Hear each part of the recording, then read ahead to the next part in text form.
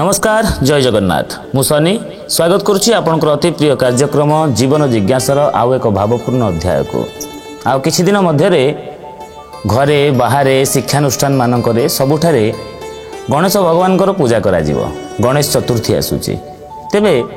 गणेश पूजा ए वर्ष केबे पालन करिबा एवं गणेश पूजा दिन कौन कौन सब शुभ कार्य करा जाई परिबो बा आरंभ करा जाई परिबो से संपर्क में सविशेष तथ्य रखापी आम सहित जोड़ी होती आमर अति प्रिय ज्योतिर्विद एवं वास्तुविद पंडित चित्तरंजन महापात्र।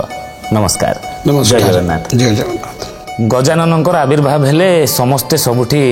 माने खुशी हो जाती उत्सव मुखर गोटे वातावरण सृष्टि हो जाए। तेरे ए वर्ष गणेश चतुर्थी केबे पड़ुची एवं एही दिन कौन कौन सब शुभ कार्य आरंभ करा जाई परिबो? देखो गजानन कहले विघ्न विनाशक गणेश अग्रपूज्य जहाँकर बिना पूजा असफल बोली शास्त्र कहे। आज्ञा यदि गणेश पूजा न करा जाए से पूजार कौन मूल्यहीन बा जेकोसी पूजा आपण करंतु प्रथमे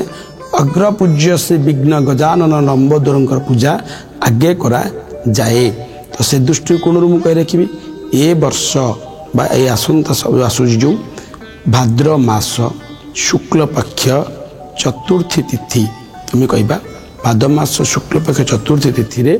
आमे भगवान गणेश आराधना करथबा पूजा करथबा गणेश चतुर्थी बोली ताकू कुआ जाए। 27 अगस्त 2025 तारिख बुधवार दिन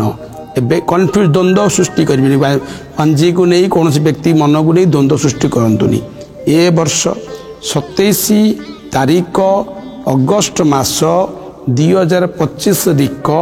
बुधवार दिन भगवान गणेश पूजा अर्चना करिबा प्रत्येक शिक्षानुष्ठान घरे एवं एतत् सहित प्रत्येक ऑफिस रे मध्यम भी भगवान गजानन पूजा यही दिन आम करिपारिबा। आ गोटे सबुठ बड़ जिनिस आज्ञा ए वर्षर गणेश पूजा बा एबे जो पड़िबो अगस्त मास 27 तारीख दिन जो गणेश पूजा आसंता गणेश पूजा बहुत दुर्लभ जोगरे पड़िबो दुर्लभ समय रे कहीं ना बुधवार होची गणेश बहुत प्रिय बार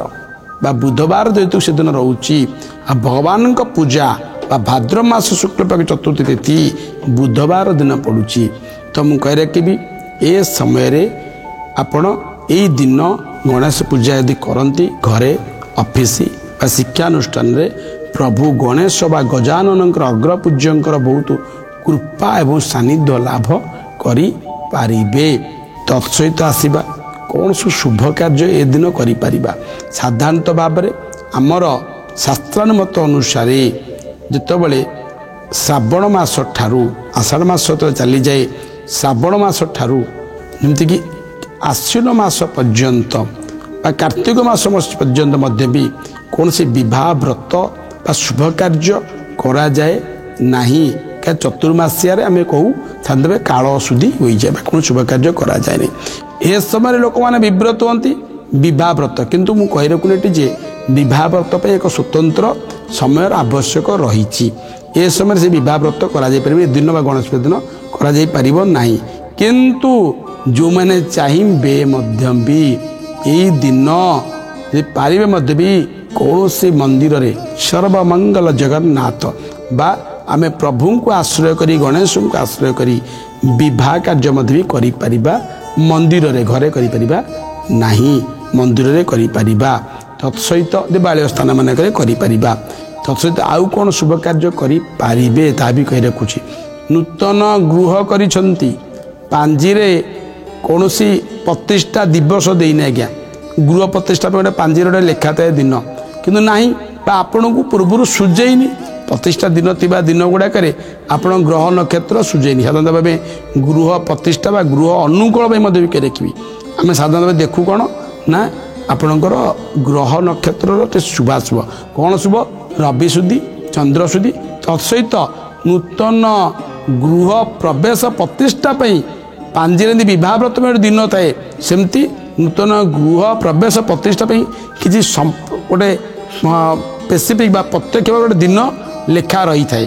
तो ए चतुर्मास से शुभ दिन न थाए ତ ଆମେ ମାନେ ବିବ୍ରତ ହୋଇଥାଉ ମୋତେ ବି ପୂର୍ବରୁ ଯେଉଁମାନେ କରିନଥିବେ ଯେ ସେଇ ଦିନ ସୁଝେଇ ନଥିବ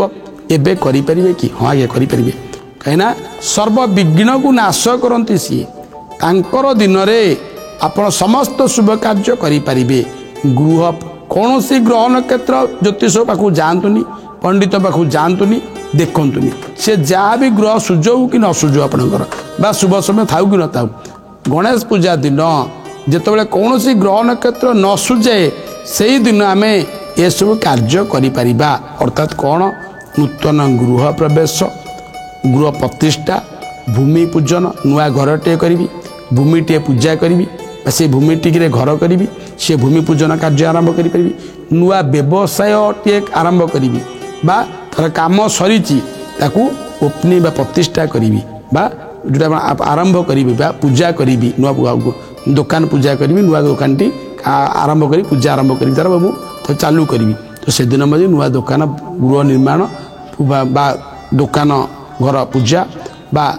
ଘର ପ୍ରତିଷ୍ଠା ଏସବୁ କାର୍ଯ୍ୟ ମଧ୍ୟ ବି କରି ବାଣିଜ୍ୟ ଆମେ କହି ବାଣିଜ୍ୟ ଅନୁଷ୍ଠାନ ପୂଜା ମଧ୍ୟ ବି ଏଇ ଦିନ ଆପଣ କରିପାରିବେ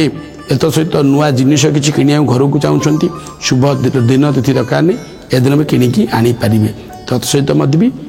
ଯେଉଁମାନେ ନୂଆକରି ପିଲାମାନେ ବିଦ୍ୟା ଅଧ୍ୟୟନ କରିବାକୁ ଚାହୁଁଛନ୍ତି ବା ଛୋଟ ପିଲାମାନେ ଖଡ଼ି ଛୁଆ ବୋଲି ଆମେ ତାକୁ କହୁ ଏ ଦିନ ମଧ୍ୟ ବି କରିପାରିବେ କୌଣସି ବାଧା ନାହିଁ ଏତେ ସବୁ ଶୁଭ କାର୍ଯ୍ୟ ଏଇ ଗଣେଶ ପୂଜାରେ ଆପଣ କରିପାରିବେ ଆଉ ତତ୍ ସହିତ ମଧ୍ୟ ବି ବୁଧବାର ପଡ଼ୁଛି ଭଗବାନଙ୍କ ପ୍ରିୟ ଗଣେଶଙ୍କର ପ୍ରିୟ ଅଗ୍ରପୂଜ୍ୟଙ୍କ ପ୍ରିୟ ବାର ତ ଏସବୁ ଶୁଭ କାର୍ଯ୍ୟ ଦିନ କଲେ ସମସ୍ତ ଶୁଭ ସୁଖ ଶାନ୍ତି ପ୍ରତ୍ୟେକଟି ବ୍ୟକ୍ତି ଭୋଗ କରିଥାଏ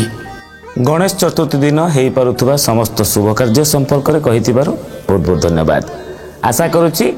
ଆସୁଥିବା ଗଣେଶ ପୂଜାରେ ଆପଣମାନେ ମଧ୍ୟ ନିଜ ଜୀବନର କିଛି ଶୁଭ କାର୍ଯ୍ୟକୁ ଆରମ୍ଭ କରିକି ଗଜାନନଙ୍କ କୃପା ଲାଭ କରିପାରିବେ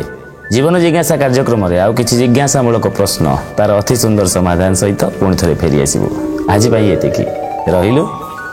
ନମସ୍କାର।